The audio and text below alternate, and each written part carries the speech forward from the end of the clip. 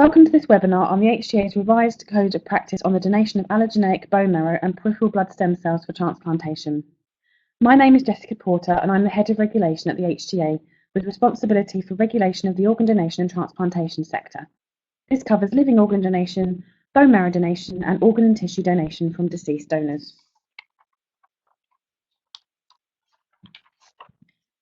Before we begin, I'd like to remind you of the status of the codes.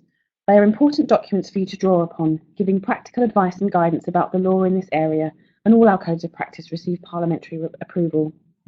This webinar marks the culmination of work that began in the autumn of 2014 to review and revise our codes of practice. In 2015, we carried out a public consultation which elicited 79 responses in total, which were generally positive. 10 came from licensed establishments, 31 from other organisations, and 38 from individuals. We also held workshops in London, Leeds, Belfast and Cardiff, attended by around 200 people. In December 2016, the codes received parliamentary approval, and from the 3rd of April they come into force. Our new suite of codes comprises 7 rather than 9. We no longer have a separate code on disposal, nor one on import and export, having instead included guidance on these topics in the individual codes, where relevant, so that the advice is more tailored to the needs of each sector. Code A is the first of the suite of codes and the overarching code. It sits alongside the others and includes information that anyone involved in licensed activities should read, regardless of the regulated sector they work in. The purpose of this webinar is to take you through the main changes to Code G. Our codes have been subject to review in the past, both in 2009 and 2012, so we have been able to make some changes to keep them current. Please note that Code G is not associated with HTA licensing standards, unlike codes B, C, D and E.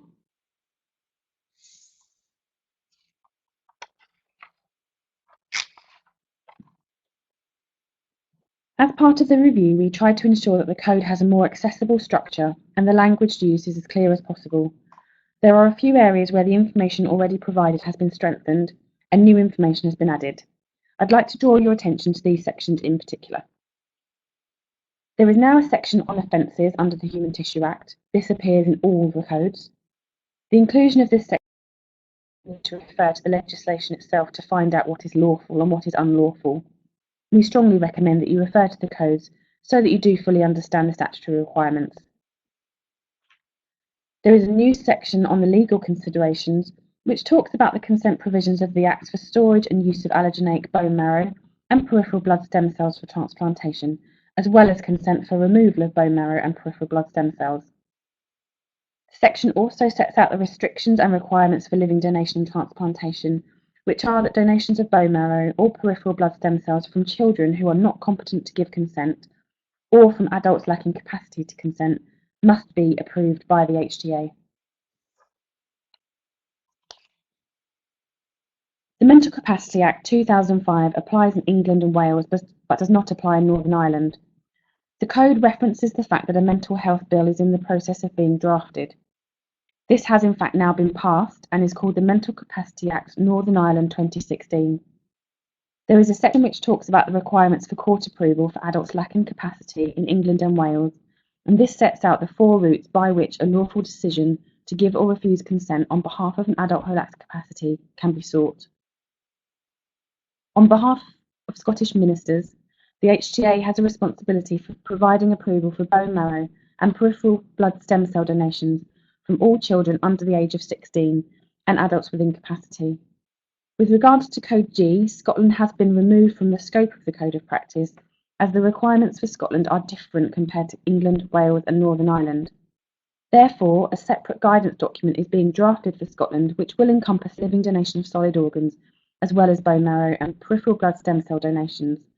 This will be made available on the HTA's website in due course.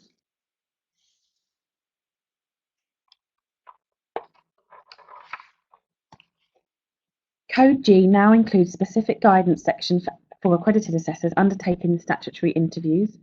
This section is further broken down with specific information provided about interviewing the donor, the person giving consent on behalf of the donor, and the recipient, and what the report from the accredited assessor should contain. Specifically for the donor interviews, Guidance has been provided about ensuring that an interview is attempted unless the donor unarguably lacks capacity, for example, if they are a baby or a pre-verbal child. Further guidance has been provided about the accredited assessor's responsibilities, including what action to take where they feel that the donor may have competence or capacity to consent. In relation to the recipient interview, this section sets out the exceptions for where a recipient interview is not possible. In terms of the interview with the person consenting on the donor's behalf, clear guidance has been provided about what the HTA must be satisfied of in relation to valid consent for removal.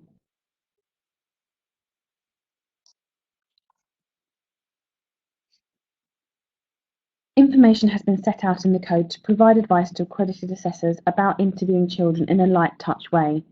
There is also information about how the accredited assessor should check that the donor child has an age-appropriate understanding in order for the HTA to make an assessment of whether the requirements have been met.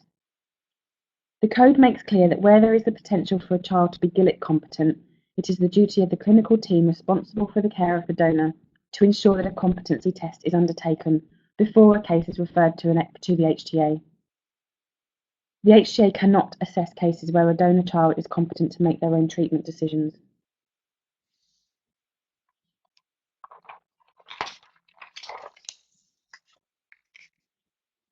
There is a section which provides clear guidance about the responsibility of the clinical teams responsible for the care of the donor and for ensuring their medical suitability. This section primarily focuses on the responsibility of the clinician in securing valid consent, but also provides general information about the HCA's role in ensuring that valid consent for removal of the transplantable material is in place.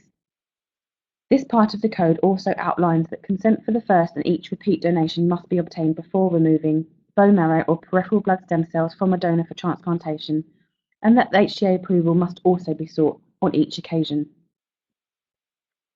There is a separate section which is about securing valid consent for child donors from a person with parental responsibility, which encompasses the best interest assessment. This section also signposts to other guidance documents about treatment and examination that can be accessed by practitioners. In terms of the statutory referral letter, this should state that the registered medical practitioner is satisfied that the donor lacks competence or capacity to consent to the donation, and that they are satisfied that the donor's health and medical history are suitable.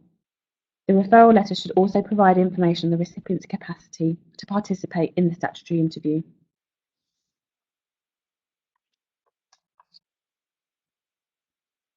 Clarification has been provided about the timeframes for the report of the accredited assessor to be submitted to the HTA, the level of information required in the case submitted to the HTA, as well as the timeframes for referring. Accredited assessor reports have now been made clear, as well as information about the level of detail the HTA needs in order to make an independent judgment on whether the legal tests relating to living donation have been met.